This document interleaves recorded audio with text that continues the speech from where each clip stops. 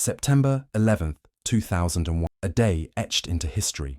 4 passenger planes, hijacked by 19 men, carried out the deadliest terrorist attack ever on American soil. Nearly 3,000 innocent lives were lost, and the world was changed forever.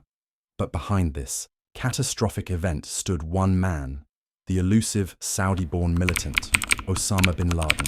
Who was he? Why did he orchestrate such devastation? And how did the United States hunt him down across 2 decades? This is the story of 9/11 and the man who made it his war.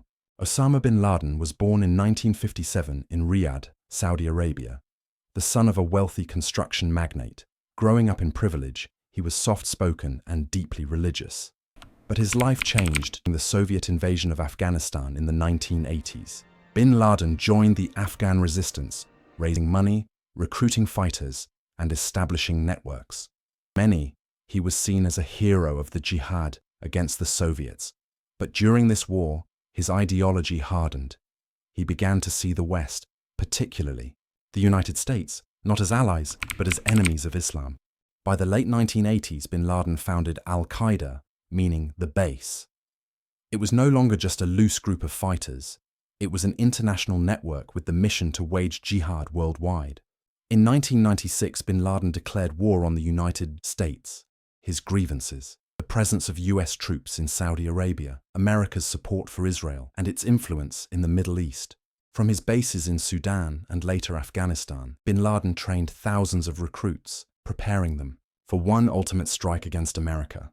Throughout the 1990s, Al-Qaeda tested its reach. The 1993 World Trade Center bombing, the 1998 US Embassy bombings in Kenya and Tanzania, the 2000 attack on the USS Cole. Each time, the warnings grew louder, but 9/11 would dwarf them all. 19 operatives trained in Al-Qaeda camps entered the United States. They blended in, took flying lessons, and prepared for the unthinkable. The plan was simple, but devastating. Hijack commercial planes and turn them into weapons of mass destruction.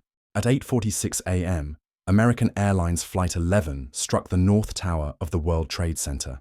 17 minutes later, United Airlines Flight 175 hit the South Tower. The world watched in horror. At 9:37 a.m., American Airlines Flight 77 crashed into the Pentagon. Finally, at 10:03 a.m., United Flight 93, its passengers fighting back, crashed in a Pennsylvania field. In less than 2 hours, nearly 3,000 people were dead. The Twin Towers, symbols of America's strength, lay in ruins. And bin Laden had achieved the unimaginable. The United States struck back. President George W. Bush declared a war on terror. US and allied forces invaded Afghanistan, toppling the Taliban regime that sheltered bin Laden.